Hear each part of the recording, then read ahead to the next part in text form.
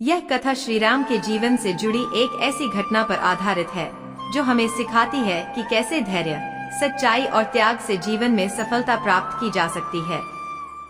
अयोध्या के राजा दशरथ के 4 पुत्र थे, राम, लक्ष्मण, भरत और शत्रुघ्न।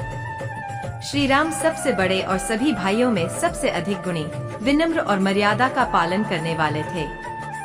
वे अपनी माता कौशल्या और पिता दशरथ के प्रिय थे, लेकिन सबसे अधिक स्नेह उन्हें अपने भाइयों से था।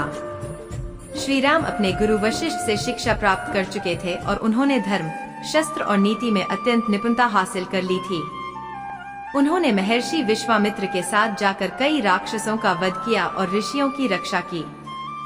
उसी दौरान वे जनकपुर पहुँचे, जहाँ उन्होंने माता सीता के साथ विवाह किया। जब राजा दशरथ ने श्री राम को अपना उत्तराधिकारी घोषित किया तो पूरी अयोध्या आनंदित हो उठी। लेकिन तभी कैकेयी ने अपने वरदान के रूप में श्री राम के लिए 14 वर्षों का वनवास मांग लिया। राजा दशरथ यह सुनकर अत्यंत दुखी हुए, लेकिन श्री राम ने बिना किसी क्रोध या प्रतिशोध की भावना के बड़े ही शांत भाव से वन जाने का निर्णय लिया। उन्होंने कहा, पिता के वचन की रक्षा करना पुत्र का सबसे बड़ा धर्म है। मैं खुशी खुशी वनवास स्वीकार करता हूँ। उनकी यह त्याग की भावना देखकर पूरी अयोध्या रो पड़ी, लेकिन श्री राम ने अपने कर्तव्य को सर्वोपरि रखा। उनके साथ माता सीता और भ्राता लक्ष्मण भी वनवास जाने के लिए तैयार हो गए। वनवास के दौरान श्री राम, माता सीता और लक्ष्मण ने अनेक कठिनाइयों का सामना किया। वे जंगलों में घूमते हुए तपस्वियों की रक्षा करते और धर्म की मर्यादा बनाए रखते। लेकिन सबसे बड़ी परीक्षा तब आई जब रावण ने माता सीता का हरण कर लिया। उस समय श्री राम ने न केवल धैर्य बनाए रखा, बल्कि अपनी नीति और साहस से माता सीता को मुक्त कराने की योजना बनाई। हनुमान जी, सुग्रीव और उनकी वानर सेना श्री राम की सहायता के लिए आए। श्री राम ने वानरों और भालुओं को साथ लेकर समुद्र पर सेतु, राम सेतु का निर्माण किया और लंका पर चढ़ाई की। लंका में घमासान युद्ध हुआ।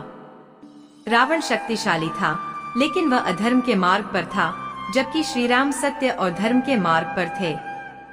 अंततः श्री राम ने रावण का वध कर माता सीता को मुक्त कराया। रावण को मारने के बाद श्री राम ने विभीषण को लंका का नया राजा बनाया और कहा, राजा का सबसे बड़ा कर्तव्य प्रजा का कल्याण करना होता है। जो राजा अहंकार में आकर अधर्म का मार्ग अपनाता है, उसका विनाश निश्चित होता है। 14 वर्षों के वनवास के बाद श्री राम माता सीता और लक्ष्मण के साथ अयोध्या लौटे।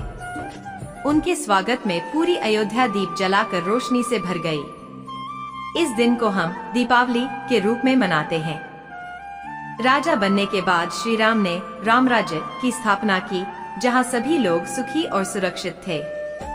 उन्होंने न्याय, प्रेम और करुणा से अपना राज्य चलाया, जिससे पूरी अयोध्या में खुशहाली फैल गई।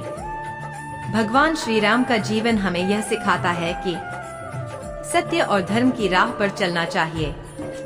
अपने माता पिता और बड़ों की आज्ञा का पालन करना चाहिए। कठिनाइयों से घबराना नहीं चाहिए, बल्कि धैर्य और साहस से उनका सामना करना चाहिए। सच्चाई और सदाचार के मार्ग पर चलने वाले व्यक्ति की अंत में हमेशा विजय होती है।